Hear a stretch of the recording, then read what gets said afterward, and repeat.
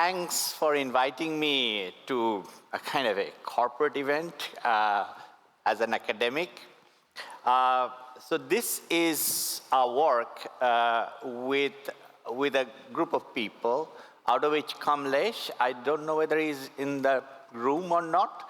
So he's now working in L&T Finance. So we worked on this, and actually he told me to change the title of the talk to make it more uncle-like. That's what I heard last time. Originally the title was called Unaware of Being Unaware.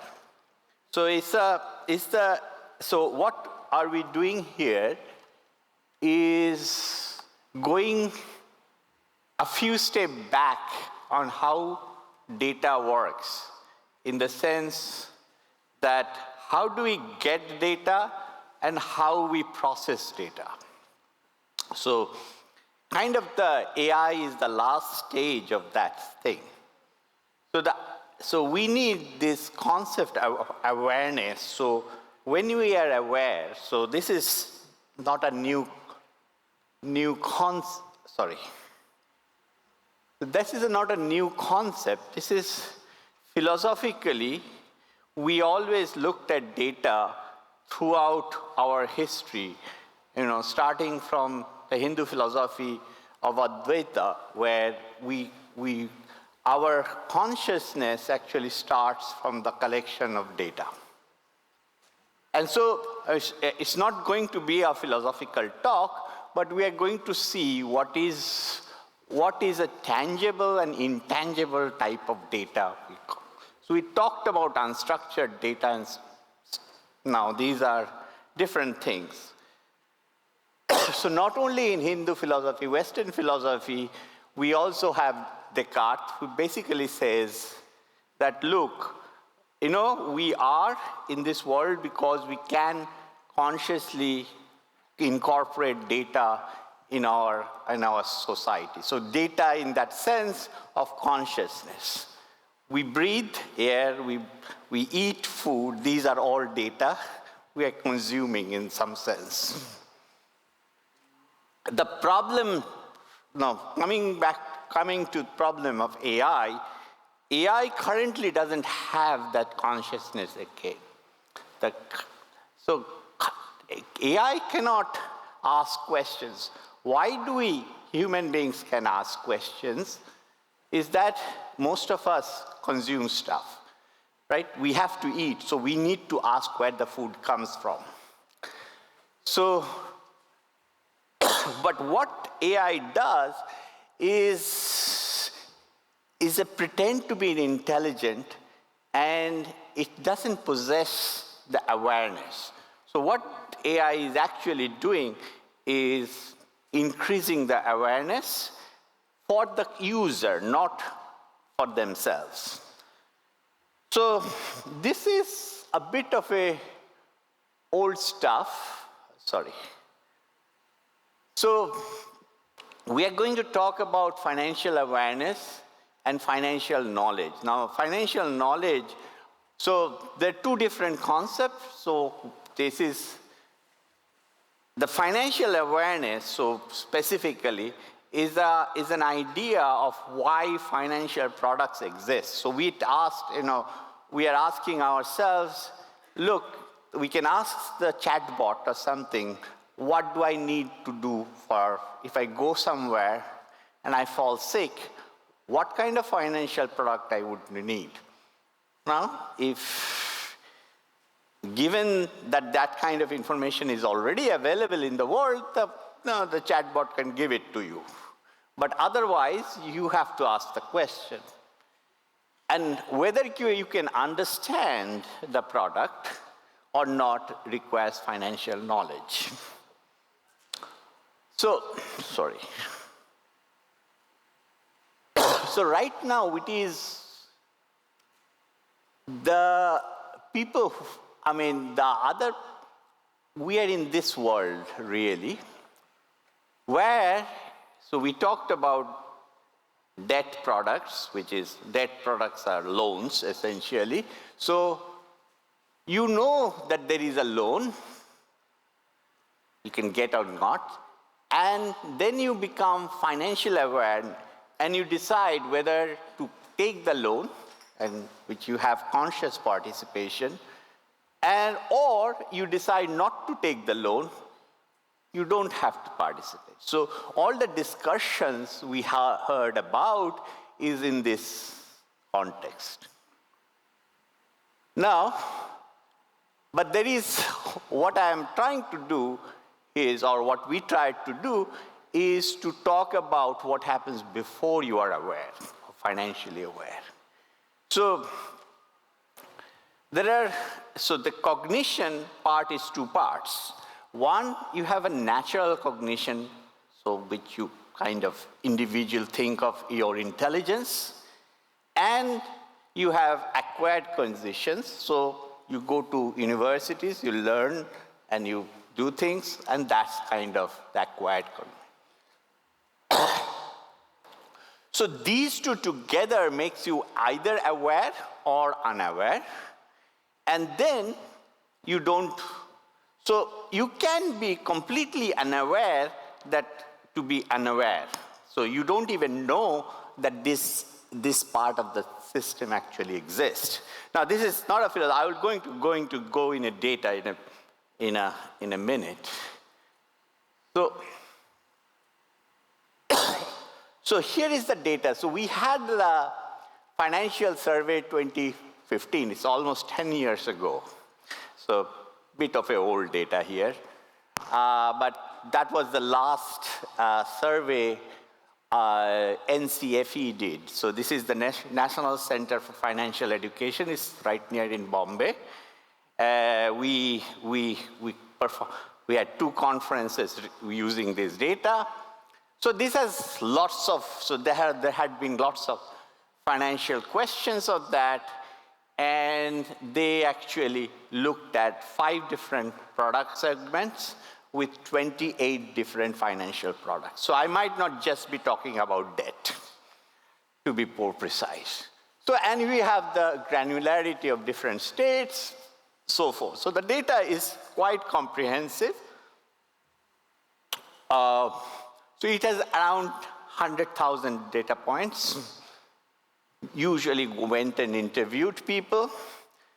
The cool thing about it, well, we didn't know AI will be at this stage 10 years later, but the cool thing about it was that we videoed 20% of the respondents. Why? It's just because we didn't trust the guys who take the interview. So to verify them that they are actually interviewing people or they are sitting at home and ticking the boxes. But it turns out to be, it's kind of useful at this stage now. I'm going to come to that. So this is the idea of financial knowledge. So starting from compound interest calculation to an idea of what the interest paid on loan. So as you can see, that different questions were asked. Very few people understood what a compound interest is. A lot of people understood, interest had to be paid on loan.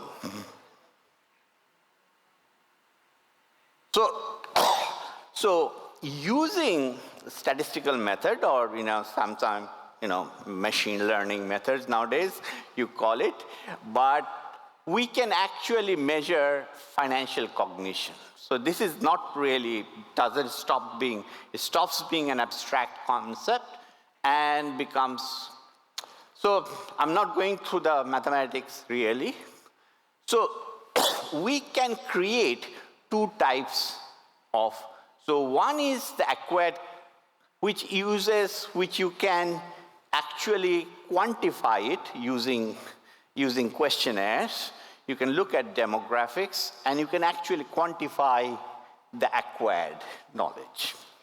And then then there is a residual measure of cognition, which we'll call it the innate or natural cogito, and that needs to be measured. So when we were working on this, the paper is still to be published and so forth, but we stopped at this point, and I'm going to explain what it is. Why is it interesting? So we look at these 28 different products, and we measured them in the scale of two things. One is the acquired cogito, and this is the innate or the natural cogito. The natural. So, as you can see, the dark brown stuff are the capital markets, and the red is the savings product, the blue is the debt, so different. So one thing obviously you can see, all the red boxes are at the bottom, and all the brown boxes are at the top, which means these things you can learn. So people can learn about savings, mostly debt. So there's one debt product here, and I asked Kamlesh, what is it? I forgot about it. So he said it's Kishan Vikash loan. What? So it's basically a government scheme which doesn't require your knowledge. So it's a kind of odd man out here.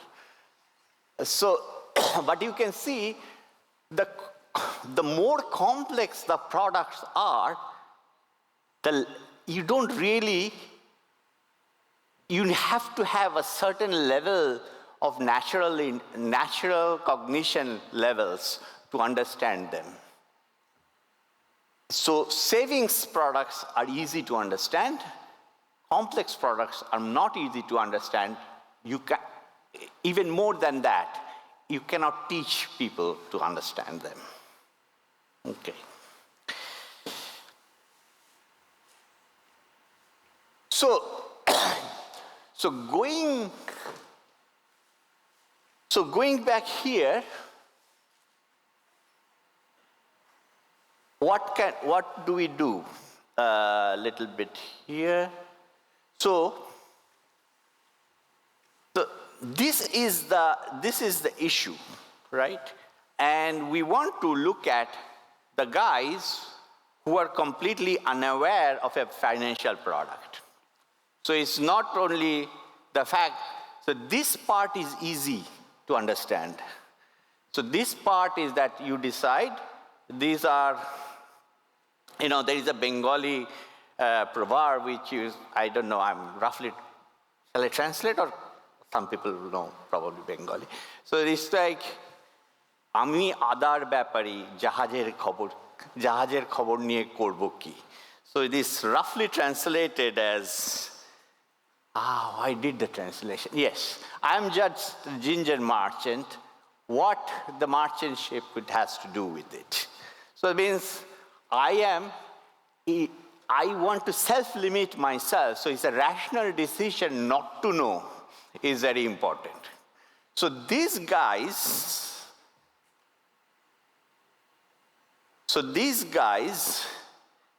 are actually taking a decision not to know. So we need to figure out who takes the decision of not to know because it's rational for them not to know. I mean, why do I need to know the price of a yacht when I don't have money? Kind of thing. And the guys who can.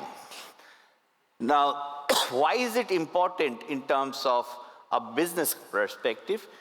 Because these guys are never coming through the door. Remember, these guys are coming through your door. These guys are not coming through the door. And you want to so you want to figure out, you have to have this type of. So quickly, I've got 5 minutes.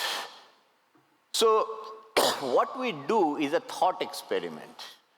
So the thought experiment is, take these guys, I know their characteristics, and say to them, suppose I intervene to you, and I tell you what the products are. Will you buy it or not buy it. Okay? So, and you can already see why they are not. So most of the people who are not aware of the product is because they decided not to do it, because it's too expensive or too. But there are some who did it, who are outside the box, and one of the things is that the guys who, there is a large amount of people who have this non-acquired cogito, or non-acquired the natural interest to do it. So, so the point is, now from our data scientist point of view, how do we get that? How do we identify such individuals who are not coming through the box, coming through the doors, but how do we figure out who are these guys where you actually want to advertise? So this is where we kind of used AI. This is just a proof of concept rather than a full-fledged work. So we're looking at biases. So this is mostly done by Gemini 1.5 Pro. I mean, in the university, we didn't have them. So, I mean, Kamlesh helped me to do this. There's 2 individuals we looked at. So these 2 individuals, so remember, this was not taken, these videos were taken just to verify things rather than getting the data out. So we had 2 videos, and they were like 43 seconds and 17 seconds of videos. And so we asked AI to figure out what questions did we ask? So we asked to cross-verify against the answers they have given, the standard of living. So that's verifiable question. So, so these questions are kind of verifiability, and what we actually asked us, because these things can be verified, and using the other data points we had, cross-checked against, we asked what is the confidence of the guy, which is not there in the data set. Okay? So the idea is that whether they're looking at you to answer the questions or not looking at you to answer the question. So the level of, I mean, this is just one simple question. So we didn't have time to do this thing. So this is basically correlating with this natural consciousness of the person, and the rest is essentially the acquired consciousness. So, so what do we find here? Very good. Sorry. Yeah. So what do we find here? That the video 1, which is the guy who was sitting down, so we find that he has lack of confidence, but this woman who was reading seems to be reading from the script, and she speaks clearly. And so basically, this is completely AI did it. So basically, it also says this woman is not confident as well, because she is reading from a script in an interview of 17 seconds. And then, so the AI actually says that the confident, okay, the spelling mistakes by AI, but this is, that means their overall confidence is not good either.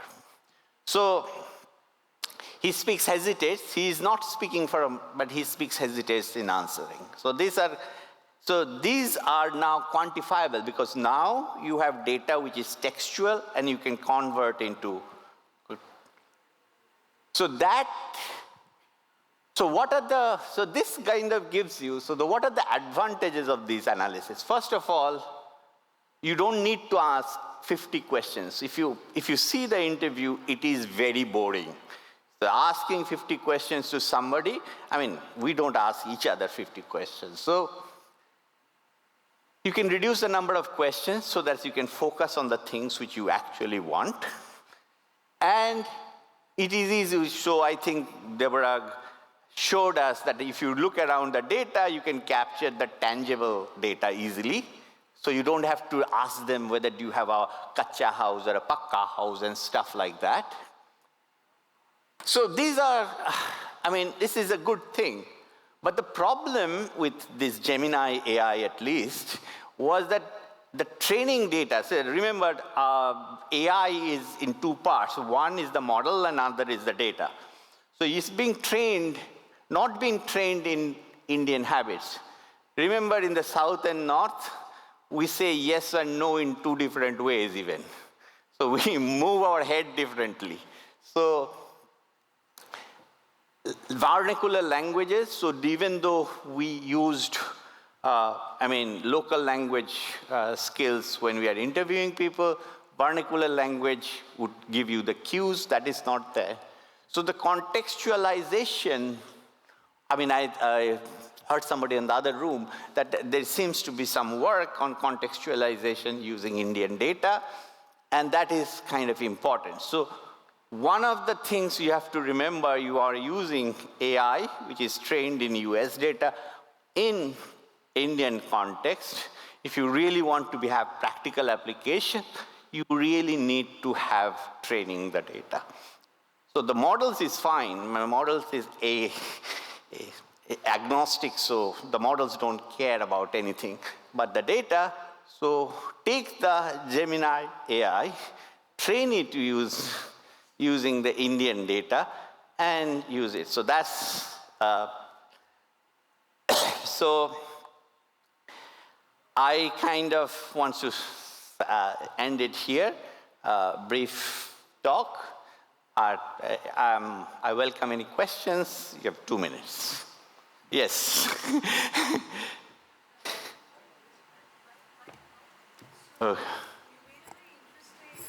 Can we have the mic, please? Yeah, okay. I can hear her. So you made a very interesting observation about history and their video interviews. And this woman was basically reading out from something, right? Yeah. And AI is saying that she doesn't have confidence. But it's also a woman, and the other one is a man. There might be gender issues here, number one. And number two is, does it show lack of confidence, or sometimes people just don't have, when you are on camera, you might be a little conscious. So is it that? The other point that I was wondering is that the innate cognitive that you were talking about, is it defined in literature, or is it something that is coming from philosophical? No, this is the first paper on it. We are working on that. So right. It's I skipped the maths part of it, so essentially, so it sounds a bit dodgy at this point. But to go back to your first question, this is the problem, right? Because the Gemini AI has been probably trained with American data, so the way you exhume confidence must be different from way you exhume confidence from the Indian context. And that is more true with the guy who was sitting down and answering questions. He was a Bengali, actually, by the way. So looking at each other, it might not be, so if you are a lower status in Indian society, you don't look up somebody who is asking questions to you. So that is also an issue. And these issues, that's why the issues is related to when you are using AI, you need to be trained in this kind of non-social cues, non-tangible cues. So this part is easy. Where you asking questions about your house, you just go and figure out the house is a house. you can figure it from there. But as you can see, a lot of these capital market products, when they are very complex, it requires a lot of this other type of cognition, which is not, you cannot learn about it. And what we are trying to do here is probably to quantify this natural cognition so that we had this natural cognition, but we need to have the covariates or cues to actually identify the natural cognition, which we probably do. Remember, when we go and talk to a broker to buy a product, the broker, first of all, these guys don't even go to the broker. So the broker will figure out what is the level of confidence you have and offer you something. So human beings have that ability to cue you out from it. But a trained human being will be able to, but not the others. And so I hope the AI will bring a lot of people into the market, and you can actually, the providers, the financial product providers should be aware of these things and actually be able to identify individuals for their own benefit. These guys are not coming through the door at the end of the day. Thank you. Thank you for Thank that. Yes. Hello. Yes. Okay, here. My name is Sudhakar Malpe. We work on various issues like financial interest, real estate, education, and also non-profits. You mentioned in your opening remarks some fantastic things about the Hindu philosophy as well as the Western philosophy. The Aryabhata and the Chanakya Niti, whether you have looked at in your this brilliant presentation which you did it, both financial awareness as well as knowledge. I come from a district which is known as cradle of banking. 30% of the Indian nationalized bank took birth in this district. Yes. So today, reaching the unreachable through AI, how far is your research will take into the unreachable? Thank you. My research will take into, sorry, I didn't get you. Reaching the unreachable. Yes, because you said because that's the reach. Rural areas. Yeah, the reaching the unreachable are these guys, right? Yeah. Yes, these ones. Yeah. Something very interesting because you're yes, you spent exactly. Millions there. So basically, you have to identify the people who are unreachable. But I said there are two types of unreachables. One, who are unreachable by choice. That's the, I know you're not Bengali, but you get the gist of it. Your idiom was very good, the ginger issue. So, and the other guys who are unreachable in the sense that they don't know they're unreachable. So that's where AI should come in, to get the cues, these non-tangible cues from these guys and ask them, do you want it or not? Maybe if you provide somebody who doesn't know this, but he does a very good business, even otherwise, if you give them loan, his business will even more flourish. Yeah? So you are actually not giving them loan because they don't come through the door is not the way to do it. Yeah. Dr. Banerjee, one last interaction. Yes. Sam Altman. Sam? Altman. Uh-huh. He's raising $6.5 billion for, he says, we are just 1,000 days away for super AI intelligence. Yes. I'm not even sure. This is my point about AI. I'm not sure saying that artificial intelligence makes it intelligent either. So my point about intelligence is that can you ask questions at all or not? Thank you, ladies and gentlemen, and thank you, Professor Banerjee, for sharing those compelling insights.